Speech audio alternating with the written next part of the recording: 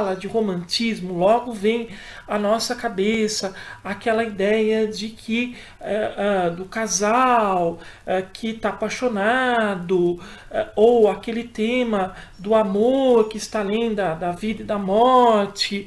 Geralmente a palavra romântico quer dizer uma pessoa que demonstra um amor, um sentimento muito intenso por outra. Pode ser isso, só que romantismo é uma palavra que tem vários significados. E eu vou tentar explicar um pouco mais sobre o conceito de romantismo dentro da literatura. Tá? Então, esse vídeo eu vou procurar fazê-lo de forma bem didática e bem objetiva. Bom, o romantismo. Para começar, a palavra romantismo. Essa palavra ela tem o seu surgimento em Romança, que era uma região localizada na França. Segundo alguns estudos de literatura, nessa região começaram a surgir textos assim fantasiosos, alguma coisa mais voltada para a literatura de cavalaria, digamos assim. É importante esclarecer que existe uma diferença com relação à palavra romance em inglês. No caso, o romance, como nós conhecemos aqui em inglês, ele é chamado de novel. Mas vamos voltar justamente à origem do movimento do romantismo, dentro do âmbito da literatura. Romantismo. Bom, Otto Maria Carpo, que é um grande estudioso de literatura, escreveu este livro que eu recomendo a leitura, chamado Romantismo por Carpo. Carpo fala que, na verdade, quando a gente fala de romantismo, nós não estamos falando de um gênero específico de literatura. Nós estamos falando de um movimento intelectual, artístico, que atingiu várias áreas do conhecimento humano, dentre elas a filosofia, a ciência, que vai tomar conta da Europa no final do século XVIII. Bom, o Carpo, neste livro, ele deixa bem claro que não existe um único romantismo. Existem vários tipos de romantismo. O que ele quer dizer com isso? Nós vemos aqui que o romantismo, por ele ser na verdade, ele provoca uma mudança cultural. É justamente o momento em que o homem ele passa a questionar tudo que está à sua volta.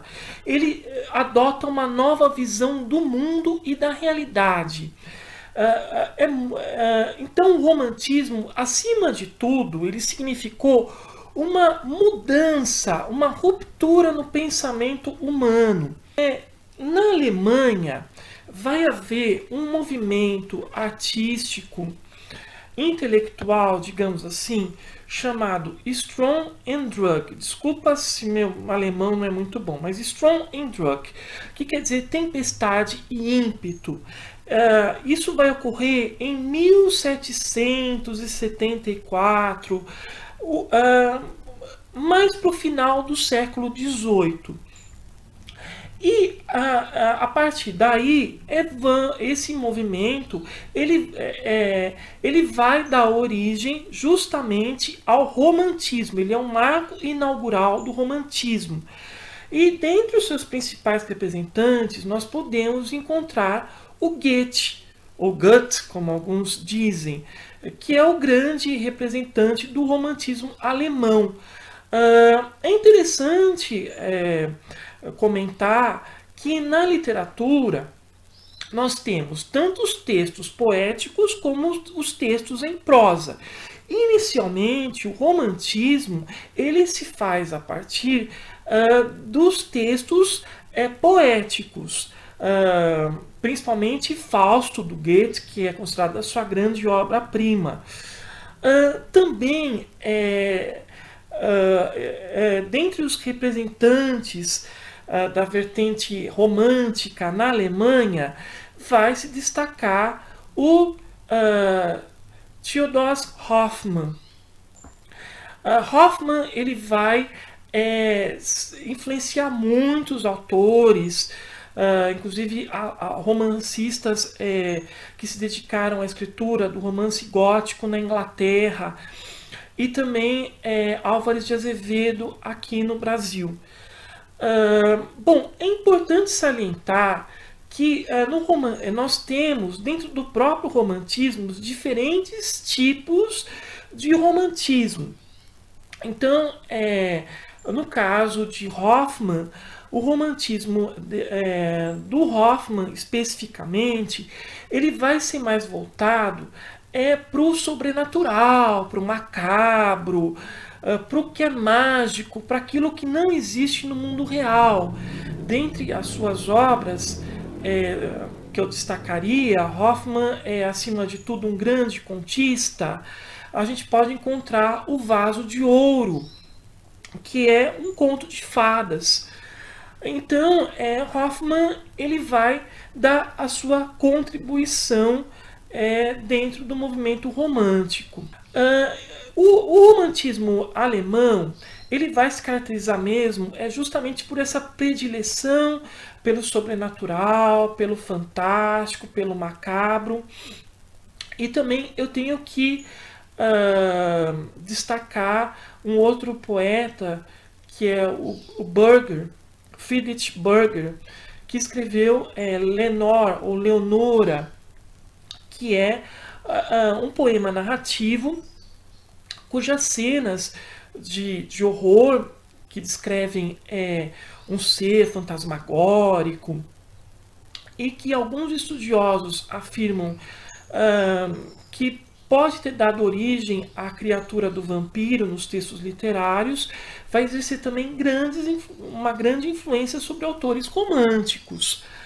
Bom, depois que o romantismo tem o seu surgimento na Alemanha, ele vai se espalhar por toda a Europa. E ele vai se infiltrar principalmente na Inglaterra e na França. Na Inglaterra, o marco inaugural do romantismo é uma obra chamada Lyrical Ballads, que foi publicada em 1787, que consiste justamente numa coletânea de textos poéticos. E aí a gente já vê que existe uma espécie de divisão no romantismo. Por quê? Porque essa obra vai ter textos do Samuel Coleridge, dentre eles a Balada do Velho Marinheiro, que é considerado o principal poema dele, onde a gente vai encontrar uma descrição de situações que se envolvem, que acontecem dentro de uma atmosfera sobrenatural. E também é uma obra que vai exercer grande influência sobre os romantistas góticos, dentre eles a Mary Shelley, autora de Frankenstein, e também o William Wordsworth, que vai fazer, digamos assim, um romantismo mais bucólico, um romantismo mais voltado ao culto à natureza. Isso é uma outra característica muito presente nos textos românticos. Tanto os poetas como os autores românticos, eles fazem nos seus textos descrições bastante detalhadas da natureza, das manifestações da natureza. E até mesmo elas podem ter uma significação metafórica, que pode remeter até a estados interiores relacionados à sensibilidade humana. Quando nós falamos em romantismo, nós não podemos esquecer que o que predomina no romantismo são a demonstração intensa das emoções. O ódio, o amor, a fúria, tudo é muito intenso dentro dos textos românticos. Os ingleses, eu destacaria na poesia o George Byron, que vai escrever dramas em prosa e vai justamente se apropriar da figura do Satã miltoniano e do Prometeu para criar os seus principais textos. Como eu disse, o movimento romântico ele vai se espalhar por toda a Europa e vai Victor Hugo na França. Sem dúvida, Victor Hugo ou Victor Hugo, ele é o grande representante do romantismo francês. Hugo, ele faz um romantismo que eu chamo de romantismo ideológico.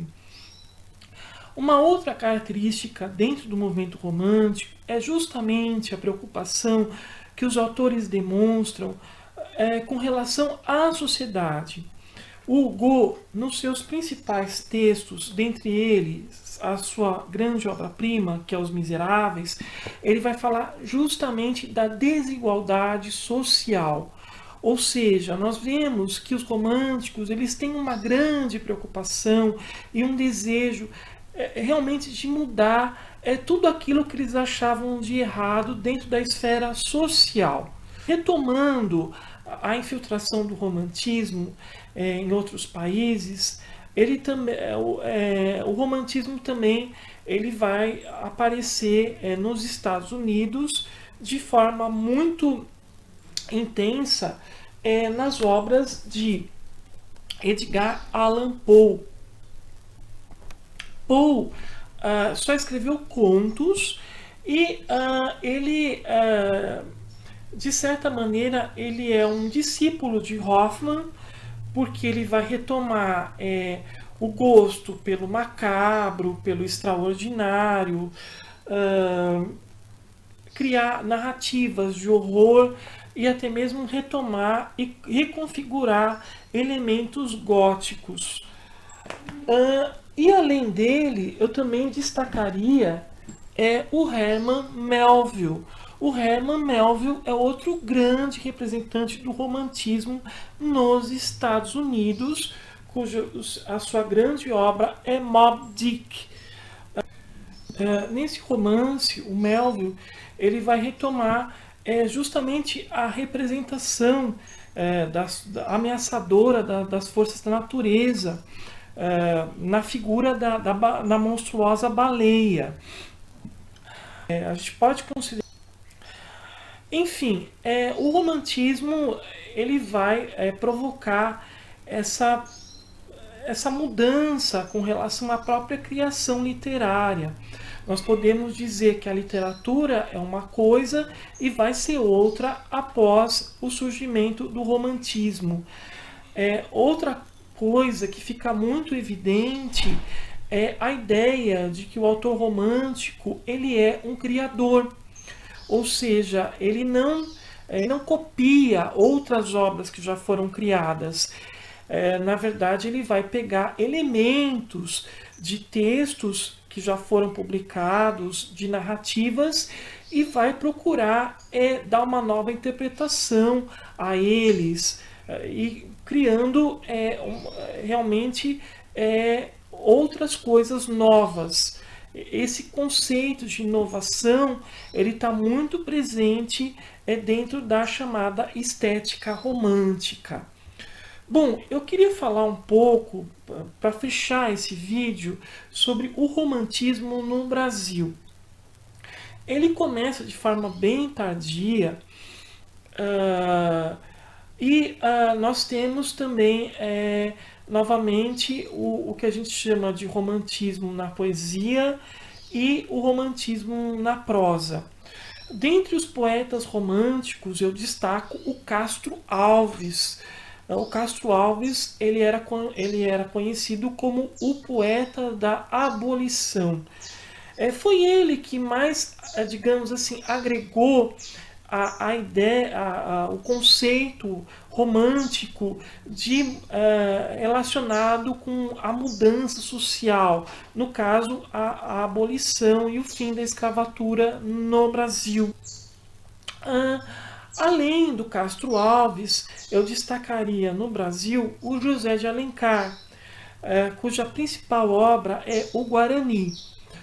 O José de Alencar ele faz um romantismo é, que é considerado ufanista, ou seja, ele procura, através dos elementos românticos, mostrar as riquezas do Brasil. Existe, é claro,